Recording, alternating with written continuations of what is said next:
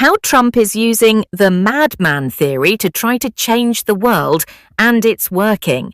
Asked last month whether he was planning to join Israel in attacking Iran, US President Donald Trump said, "I may do it, I may not do it. Nobody knows what I'm going to do."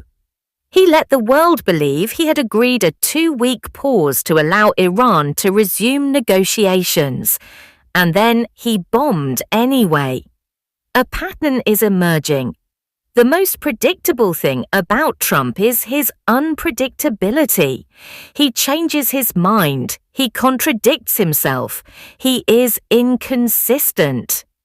Trump has put together a highly centralized policy-making operation, arguably the most centralized, at least in the area of foreign policy, since Richard Nixon, says Peter Trubowitz, Professor of International Relations at the London School of Economics. And that makes policy decisions more dependent on Trump's character, his preferences, his temperament. Trump has put this to political use. He has made his own unpredictability a key strategic and political asset. He has elevated unpredictability to the status of a doctrine. And now the personality trait he brought to the White House is driving foreign and security policy. It is changing the shape of the world. Political scientists call this the Madman Theory, in which a world leader seeks to persuade his adversary that he is temperamentally capable of anything, to extract concessions. Used successfully, it can be a form of coercion, and Trump believes it is paying dividends, getting the US's allies where he wants them. But is it an approach that can work against enemies?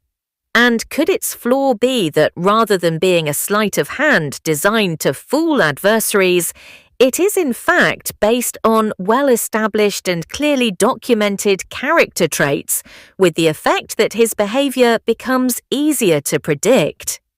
Attacks, insults, and embraces, Trump began his second presidency by embracing Russian President Vladimir Putin and attacking America's allies. He insulted Canada by saying it should become the 51st state of the US. He said he was prepared to consider using military force to annex Greenland, an autonomous territory of America's ally Denmark. And he said the US should retake ownership and control of the Panama Canal.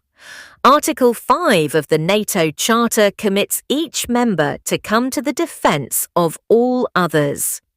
Trump threw America's commitment to that into doubt.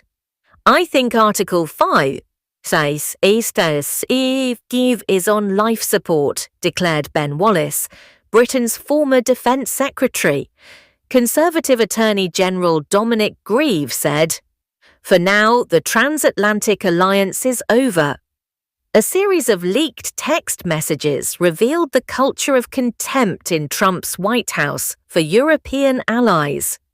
"I fully share your loathing of European freeloaders," US Defense Secretary Pete Hegseth told his colleagues, adding pathetic. In Munich earlier this year, Trump's Vice President J.D. Vance said the US would no longer be the guarantor of European security. That appeared to turn the page on 80 years of transatlantic solidarity. What Trump has done is raise serious doubts and questions about the credibility of America's international commitments, says Prof. Trubowitz. Whatever understanding those countries in Europe have with the United States on security, on economic or other matters, they're now subject to negotiation at a moment's notice. My sense is that most people in Trump's orbit think that unpredictability is a good thing because it allows Donald Trump to leverage America's clout for maximum gain. This is one of his takeaways from negotiating in the world of real estate. Trump's approach paid dividends. Only 4 months ago, Sir Keir Starmer told the House of Commons that Britain would increase defence and security spending from 2.3% of GDP to 2.5%.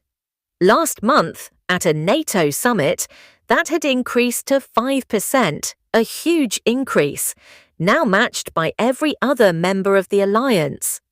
The predictability of unpredictability. Trump is not the first American president to deploy an unpredictability doctrine.